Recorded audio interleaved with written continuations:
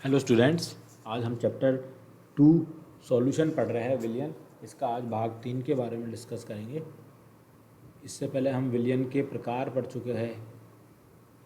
ठीक है, विलियन कितने प्रकार का आता है, उससे रिलेटेड सांद्रता है, मोलरता, मोललता,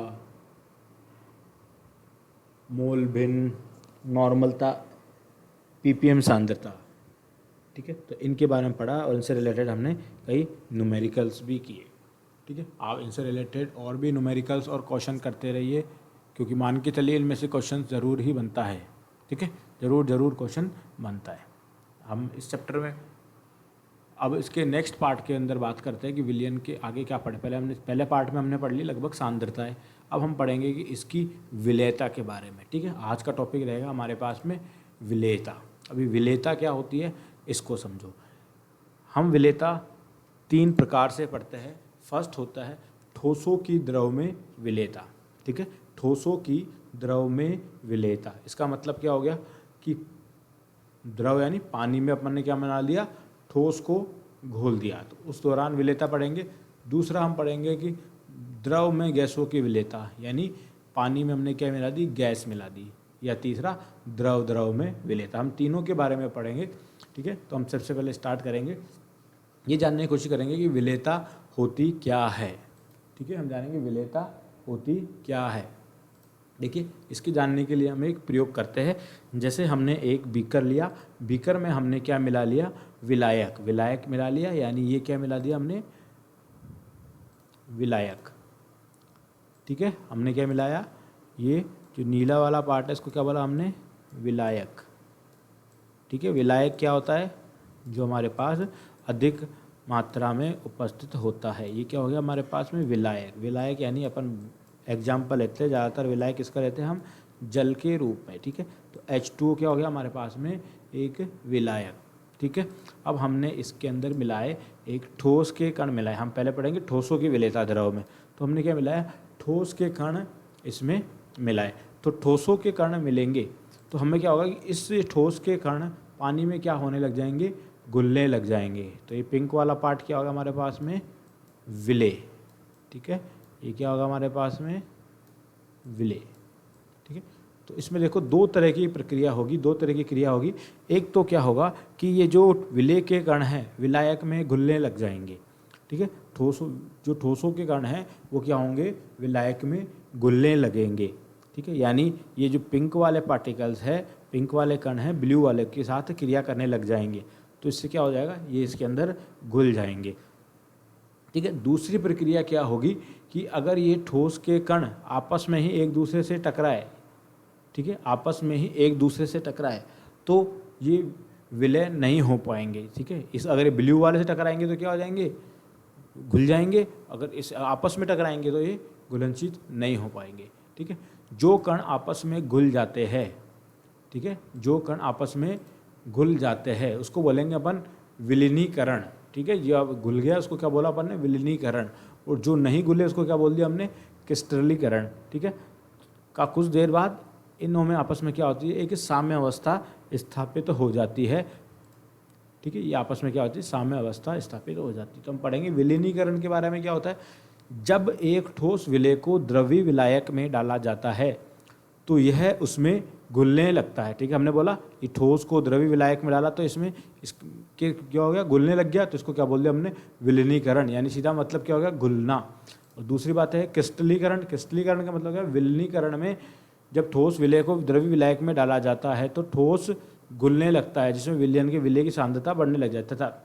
ठीक है, अब ये इंपॉर्टेंट है। इसी समय विलयन में उपस्थित विलेय के कुछ कण ठोस विलेय के कणों के साथ जुड़कर अलग हो जाते हैं। ठीक है, किसके कण, विलेय के कुछ कण, विलेय के कुछ कण ठोस विलेय के साथ यानी आपस में क्रिया करके क्या होंगे, अलग हो जाते हैं, यानी इसको क्या बोलेंगे, क्रिस्टलीकरण। ठीक है, यानी जो आपस में क्या होंगे, घुल नहीं पाएंगे, उसको क्या बोलेंगे, क्रिस्टलीकरण। यानी जो भारी पार्टिकल्स होंगे वो नीचे की तरह बैठ जाएंगे इसके पेंदे में, तो अपन बोलेंगे कि ये क्या हो गया, क्रिस्टलीकरण हो गया। ठीक है, तो अब इसी को क्या बोलेंगे अपन, विलेयता। देखो इस विलेयता की परिभाषा पढ़ते हैं, निश्चित ताप पर 100 ग्राम विलायक में किसी ठोस की घुली हुई, ठीक है, खुली हुई नहीं है ये, घुली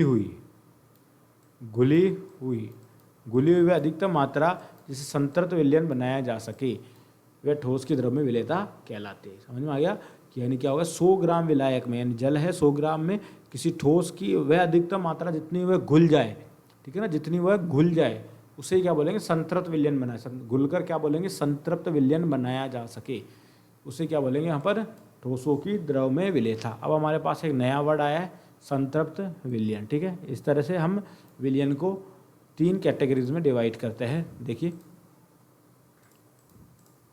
ठीक है, विलयन किस तरह से हम 3 प्रकार में बांटते हैं। एक होता है संतृप्त विलयन। देखिए समझिए पहले संतृप्त विलयन क्या होता है। जैसे आपने एक पानी का गिलास लिया, ठीक है, गिलास लिया, इसमें अपन ने क्या किया, पानी डाल रखा है। अब इसमें अपन को एक नमक घोलना है। क्या घोलना है, नमक, यानी NaCl, ये घोलना है।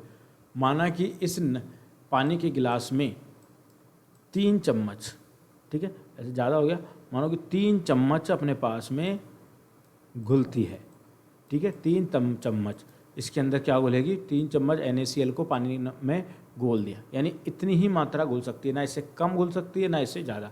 ना तो ये 2.5 चम्मच कह रहा है, ना ये 3 से ऊपर 4 चम्मच, यानी कितना घुल रहा है, फिक्स 3 चम्मच। इससे तो यानी क्या होगा, दिए गए ताप पर एवं दाब पर जब किसी विलयन में विलेय की ओर से अधिक मात्रा नहीं घोली जा सके, यानी 3 चम्मच से ज़्यादा नहीं घोल सके, तो इसे विलयन को क्या बोलेंगे, संतृप्त विलयन। ठीक है, संतृप्त विलयन।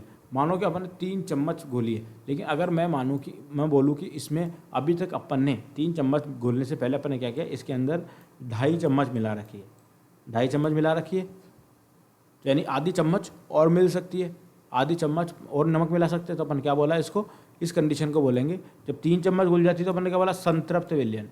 अगर 2.5 चम्मच घुलती है तो अपन उसको बोलेंगे असंतृप्त विलयन। ठीक है, यानी अभी और घुल सकता है, असंतृप्त विलयन। ठीक है, असंतृप्त विलयन यानी अभी और घुल सकता है, तो उसको क्या बोलेंगे, असंतृप्त विलयन। और हमने यहाँ 3 चम्मच की जगह अब क्या मिला दी, अगर 4 चम्मच मिला दी या 3.5 चम्मच मिला दी, 4 चम्मच मिला दी, तो अब जो बाकी जो घुल गया वो तो उसके अंदर है, लेकिन जो 1 चम्मच रह जाएगी वो नीचे की तरफ चले जाएगी, यानी इसमें क्या होगा, जितना घुलना था उससे हमने ज़्यादा घोल दिया। तो ऐसे संतृप्त विलयन, ऐसे विलयन को बोलेंगे अपन अति संतृप्त विलयन। क्या बोलेंगे, अति संतृप्त विलयन, अति संतृप्त विलयन। क्लियर है। तो हमारे पास इस तरह से हम 3 प्रकार के विलयन पढ़ते हैं। पहला संतृप्त विलयन, जब किसी विलय की और अधिक मात्रा नहीं घोल सके। दूसरी बात करते हैं असंतृप्त, जब ठोस अधिकतम मात्रा से कम मात्रा में घुला हुआ हो। ठीक है ना, कम मात्रा में घुला हुआ मतलब है कि 3 चम्मच की जगह हमने अभी 2.5 चम्मच ही मिलाई है, यानी कम मात्रा में घुला हुआ हो, तो इसको बोलेंगे असंतृप्त विलयन। और तीसरा हो गया अति संतृप्त, जब ठोस कुछ अधिकतम मात्रा में घुला हो। ठीक है, 3 चम्मच की जगह हमने कितनी मिला दी, 4 चम्मच मिला दी, तो उस कंडीशन में इसको क्या बोला हमने कि ये कैसा हो गया, अति संतृप्त विलयन। क्लियर है। तो हमारे पास इस तरह से ये तीनों वर्ड हमें पता होने चाहिए। ठीक है, तीनों वर्ड हमें पता होना चाहिए। क्लियर है। तो तीनों वर्ड से हमें ध्यान होना चाहिए, संतृप्त विलयन क्या होता है, असंतृप्त विलयन क्या होता है, और अति संतृप्त विलयन क्या होता है। क्लियर है। अब हम पढ़ेंगे कि जो हमने ठोसों को पानी में या द्रव में मिलाया था, उनको विलेयता को प्रभाव, यानी किस कंडीशन में वो ज़्यादा से ज़्यादा घुल सके, यानी उनको विलेयता को प्रभावित करने वाले कारक, विलेयता को प्रभावित करने वाले कारक किस किस कंडीशन में अधिक घुलनशीलता बढ़ेगी। ठीक है, पहला कारक लेते हैं हम तापमान। नॉर्मल कंडीशन देखिए कि अगर आपके पास में पानी के अंदर अपन कोई चीज़ मिलाए या कोई भी विलेय मिलाते तो तापमान बढ़ाए तो क्या कंडीशन होगी। देखिए, 2 तरह की अभिक्रिया हो सकती है, एक ऊष्माक्षेपी और एक ऊष्माशोषी। 2 तरह से अभिक्रिया हो सकती है, ऊष्माक्षेपी और ऊष्माक्षेपी। देखिए, पहले वाली अभिक्रिया, वे ठोस जिन्हें जल में घोलने पर ऊष्मा बाहर निकलती है। ठीक है, ऊष्मा का बाहर निकलना क्या बोलेंगे अपन, ऊष्माक्षेपी। ठीक है, ऊष्माक्षेपी। क्लियर है। तो ऐसी को क्या बोलेंगे, ऊष्मा, जिसमें ऊष्मा बाहर निकलती, यानी हमने क्लास 11 में पढ़ा है, एक नियम पढ़ा था हमने 7वें चैप्टर में साम्य अवस्था में, ली शातिल्य का नियम। ठीक है, ली शातिल्य का नियम ये क्या बोलता है कि जो प्रभाव हो रहा है उस प्रभाव को कम कर दो तो उस डायरेक्शन में अभिक्रिया बढ़ने लग जाएगी। देखिए कैसे, इसमें क्या हो रहा है, ऊष्माक्षेपी यानी ऊष्मा क्या कर रही है, बाहर निकल रही है। तो अपन को अगर इसमें ताप बढ़ा देंगे तो इसकी विलेयता घट जाएगी। इसकी विलेयता बढ़ाने के लिए क्या करना पड़ेगा, अपन को ताप को कम करना पड़ेगा, ताप को कम करना पड़ेगा। तो उस कंडीशन में क्या हो जाएगी, विलेयता बढ़ जाएगी। किस कंडीशन में, जब ऊष्मा बाहर निकलती है, जैसे कैल्शियम ऑक्साइड, सोडियम कार्बोनेट, ठीक है। जैसे हम ये लिया कैल्शियम ऑक्साइड, जैसे हमने क्या किया, एक पानी के अंदर हमने क्या मिलाया, कैल्शियम ऑक्साइड CaO, ये मिलाते ही इस बीकर का टेम्परेचर यानी इस पानी का टेम्परेचर क्या होगा, तापमान क्या करेगा, इंक्रीज कर जाएगा, यानी तापमान बढ़ जाएगा। अब इस कंडीशन में अपन को और कैल्शियम ऑक्साइड घोलना है, तो इस कंडीशन में क्या हो जाएगा, हमें इसे क्या करना पड़ेगा, ठंडा करना पड़ेगा, यानी टेम्परेचर को क्या करना पड़ेगा, डिक्रीज करना पड़ेगा। तो उस कंडीशन में इसको अपन घोल सकेंगे। अगर हम तापमान पहले से ही बढ़ रहा है, इसमें तापमान और बढ़ा देंगे तो ये घुल नहीं पाएगा। क्लियर। तो ये हमारे पास पहली कंडीशन हो गई। अब दूसरी कंडीशन की बात करें हम, ठीक है, यानी ऊष्मा शोषी के बारे में, यानी जिसमें ऊष्मा अवशोषित होती, तो इसमें क्या करना पड़ेगा, इसमें ताप कम लग रहा है तो अपन को क्या होगा, ताप बढ़ाना पड़ेगा। क्लियर है, इसमें क्या करना पड़ेगा, हमको ताप बढ़ाना पड़ेगा। जैसे सोडियम क्लोराइड KCl, तो सामान्यतः एग्जाम्पल देख लो, अगर पानी के अंदर हमें नमक घोलना होता है, पानी में नमक घोलना होता है, एक तो ठंडे पानी में घोल रहे हैं और एक गर्म पानी में, तो गर्म पानी में नमक जल्दी घुलेगा, इसलिए हमने क्या बोल दिया, ये ऊष्मा अवशोषित होती है और ताप बढ़ाने पर विलेयता बढ़ जाएगी। क्लियर है। तो ये हमारे पास है ठोसों की द्रव में विलेयता प्रभावित करने वाला पहला कारक कौन सा, तापमान। ठीक है, हम दूसरे कारक की बात करते हैं, विलेय तथा विलायक की प्रकृति। ठीक है, विलेय तथा विलायक की कैसी प्रकृति होती है। देखिए, सामान्यतः हम जानते हैं कि समान समान को घोलता है। इसका मतलब क्या हो गया कि आयनिक यौगिक आयनिक में ही घुलता है। जैसे आयनिक ठोस है NaCl Na, अपने पास किस में घुलता है, जल में घुलता है, यानी समान समान में। समान का मतलब क्या है, जैसे आपके पास में मैंने लिया NaCl, ठीक है, Na+ है और Cl- है, दोनों कैसा है, आयनिक ठोस है। कैसे होते हैं, आयनिक ठोस। अगर इसको हम जल में घोले, जल का सूत्र क्या होता है, H2O, इसकी संरचना कुछ इस प्रकार से होती है। ठीक है, इस पे आवेश आंशिक ऋणावेश और यहाँ पे आंशिक धनावेश होता है। ठीक है, तो ये भी आयनिक है और ये भी आयनिक है, तो ये समान समान में घुलेगा, यानी आयनिक आयनिक में घुल जाएगा।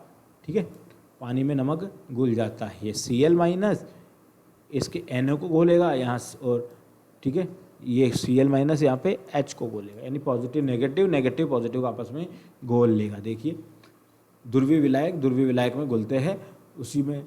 जैसे उसके अलावा अगर सहसंयोजी की बात करें तो वो सहसंयोजक या अध्रुवीय विलायकों में घुलेंगे। ठीक है, अध्रुवीय विलायकों का एग्जाम्पल क्या होगा, कार्बन टेट्राक्लोराइड, बेंजीन, इनमें क्या घुलेंगे, नेफ्थलीन और एंथ्रासिलीन। क्लियर है, तो समान समान में घुलता है। इसका मतलब अपन ये बता सकते हैं कि आयनिक ठोस किस में घुलेंगे, आयनिक विलायक में घुलेंगे, और अध्रुवीय ठोस किस में घुलेंगे, अध्रुवीय विलायक में घुलेंगे। तो एग्जाम्पल पता होना चाहिए, अध्रुवीय विलायक कौन सा, बेंजीन और कार्बन टेट्राक्लोराइड। क्लियर है। हम नेक्स्ट कारक पढ़ते हैं अपन, दाब का प्रभाव। ठीक है, हम जानते हैं कि ठोस अवस्था है, ठोस के कण क्या होते हैं, काफ़ी पास होते हैं। अगर इसमें हम एक्स्ट्रा ऊपर से हम प्रेशर लगाए तो इनमें क्या होता है, ये आपस में संपीड़ित नहीं हो पाते, यानी आपस में ये पास नहीं आ पाते, क्योंकि पहले से ही पास होते हैं, क्योंकि ये ठोस अवस्था है, पास है, तो इसमें क्या होगा, इनमें संपीड़ितता गुण का बहुत कम होता है। अतः ठोस की द्रव में विलेयता पर दाब का कोई प्रभाव नहीं पड़ता है। ठीक है, ताप का पड़ रहा है, इस विलेय तथा विलायक की प्रकृति का प्रभाव पड़ रहा है, लेकिन दाब का प्रभाव नहीं पड़ रहा है। क्लियर है, तो इम्पोर्टेंट है, ध्यान से पढ़िएगा। क्लियर, कई बार प्रभावित करने वाले कारक ही पूछ लिए जाते हैं कि ताप का प्रभाव क्या पड़ेगा, दाब का प्रभाव क्या पड़ेगा। अब हम दूसरा पढ़ते हैं, गैसों की द्रव में विलेयता। पहले हम पढ़ चुके हैं ठोसों की द्रव में विलेयता, अब गैसों की द्रव में विलेयता।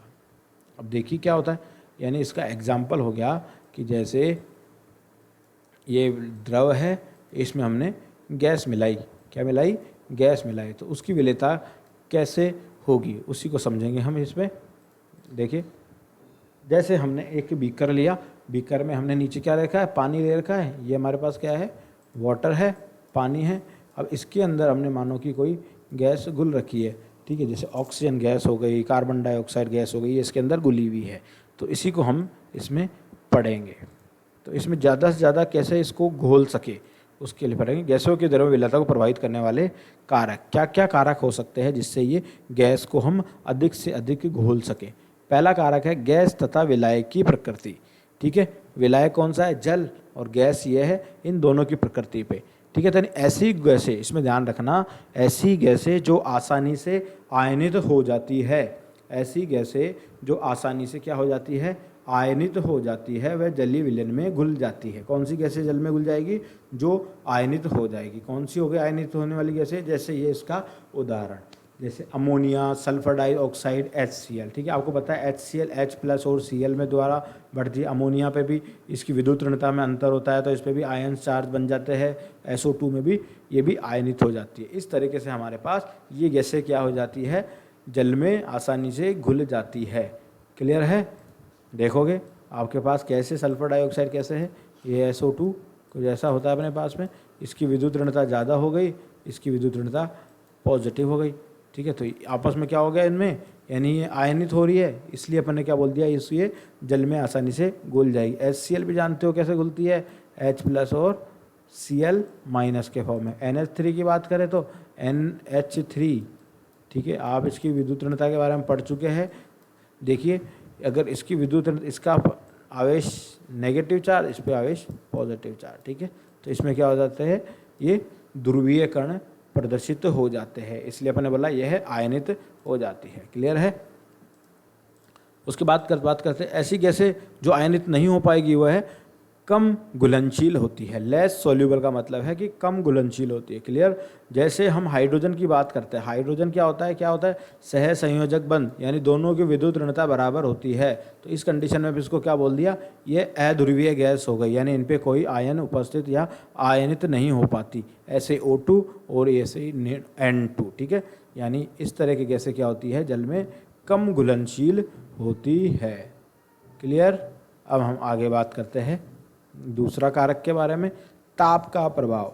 अब इसको सामान्यतः समझे कि ताप का प्रभाव क्या आता है। अगर आपके पास में कोई जलीय विलयन है, इसमें हम गैस मिला रहे हैं, लेकिन हमने क्या किया, इसको अगर इसको गर्म किया, गर्म करने से क्या होगा, गैस वापस बाहर निकल जाएगी, यानी विलेयता क्या हो जाएगी, घट जाएगी। यानी तापमान बढ़ाने पर गैसों की विलेयता क्या करेगी, घट जाएगी। देखिए तापमान में वृद्धि के साथ गैसों की घुलनशीलता क्या हो जाती है, कम हो जाती है, ठीक है। नेक्स्ट प्रभाव पढ़ेंगे दाब का प्रभाव, जो अभी तक सबसे इम्पोर्टेंट टॉपिक है, दाब का प्रभाव, ठीक है। अभी तक सबसे इम्पोर्टेंट टॉपिक है दाब का प्रभाव। क्लियर है। देखिए दाब का प्रभाव, जैसे हमने एक बीकर लिया, इसमें कुछ गैसेस भरी हुई है, ठीक है। नीचे तो कौन सा है, विलायक है, और ऊपर कौन है, गैस है।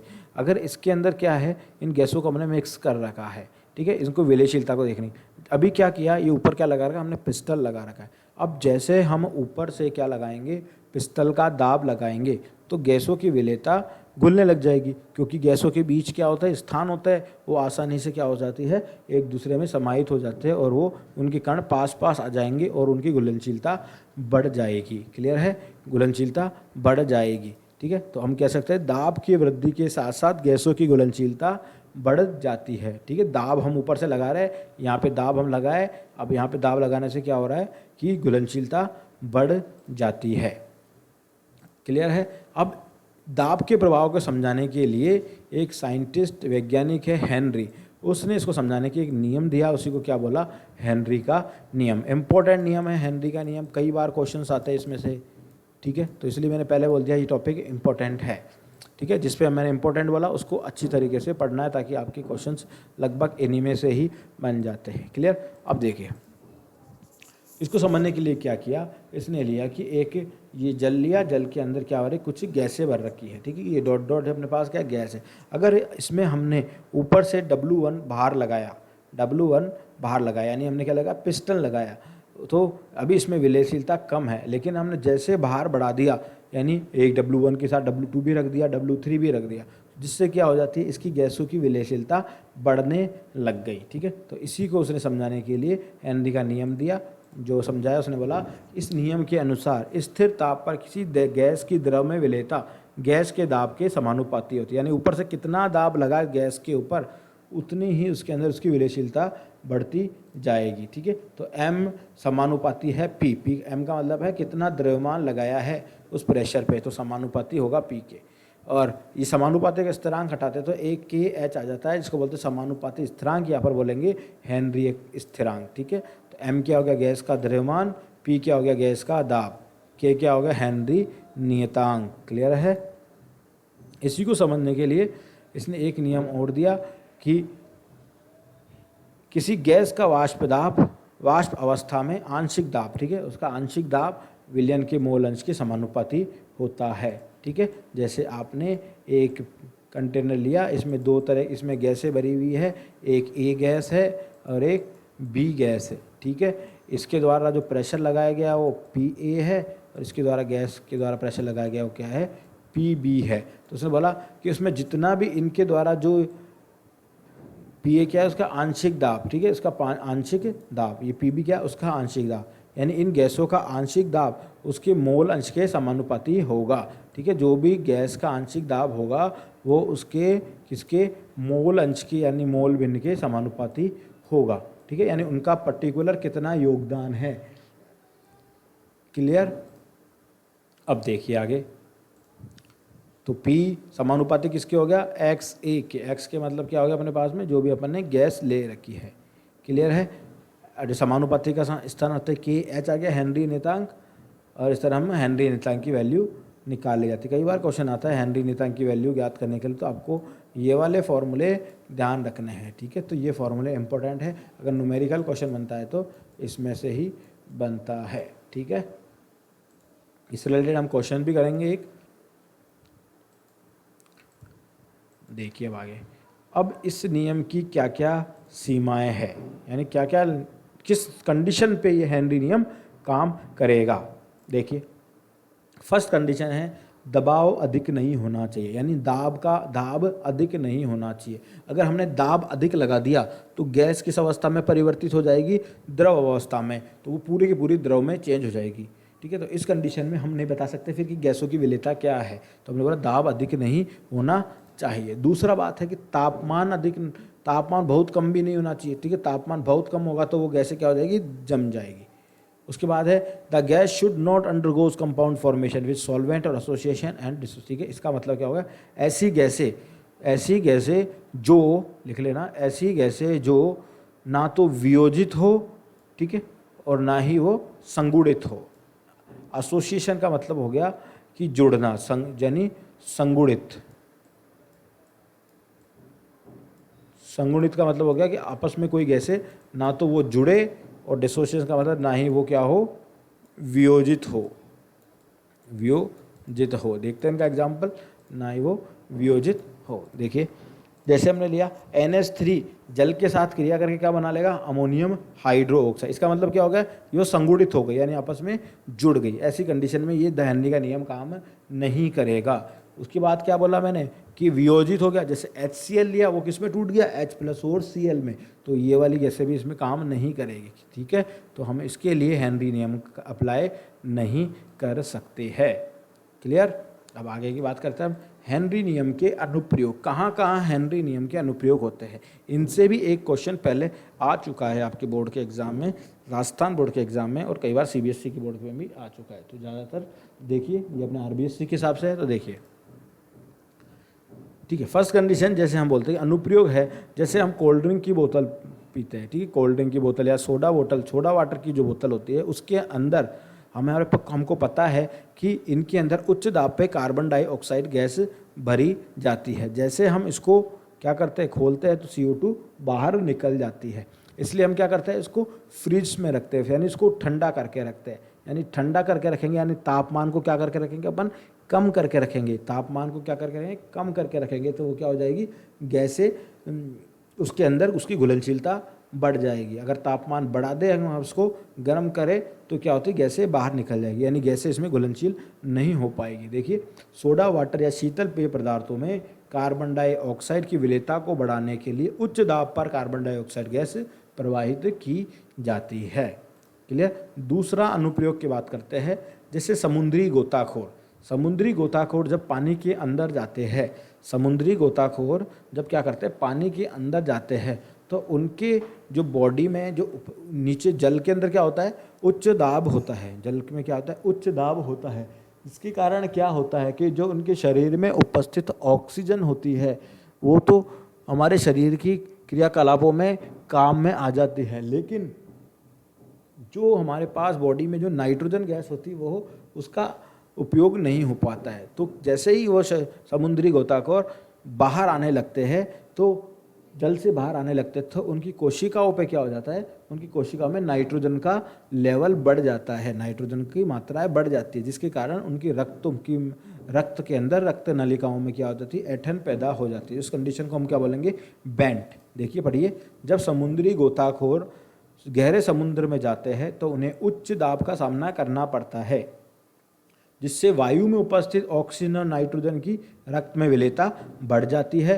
और जब गोताखोर समुद्र की सतह पर आते हैं तो दाब धीरे धीरे कम होने लगता है।